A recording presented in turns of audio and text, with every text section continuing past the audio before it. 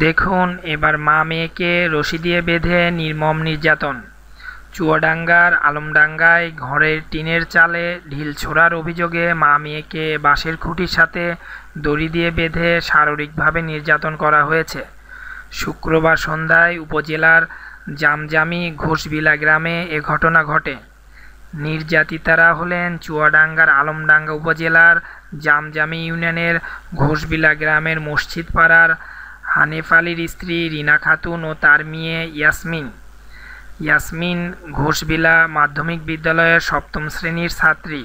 গ্রামবাসী ও পুলিশ সূত্রে জানা যায়, জামজামি ইউনিয়নের ঘোষবিলা গ্রামের মসজিদ পাড়ার মিস্টার আলীর ঘরের টিনের চালে কে বা কারা বেশ কিছুদিন ধরে ঢিল ছোড়ে। এরই ধারাবাহিকতায় গত শুক্রবার বিকেলেও মিস্টার আলীর টিনের চালে ঢিল ছোড়ে। এই ঘটনায় মিস্টার প্রতিবেশী কমলা খাতুন ও রিনা খাতুনকে দোষারোপ করে। সন্ধ্যায় মিস্টার আলী বিষয়টি নিয়ে প্রতিবেশী রিনা খাতুনের সাথে ঝগড়া শুরু করে। এক পর্যায়ে রিনা ও তার মেয়েকে বাড়ি থেকে ধরে এনে বাঁশের খুঁটির সঙ্গে বেঁধে লাঠিসোঁটা দিয়ে পিটিয়ে জখম করে মিস্টার।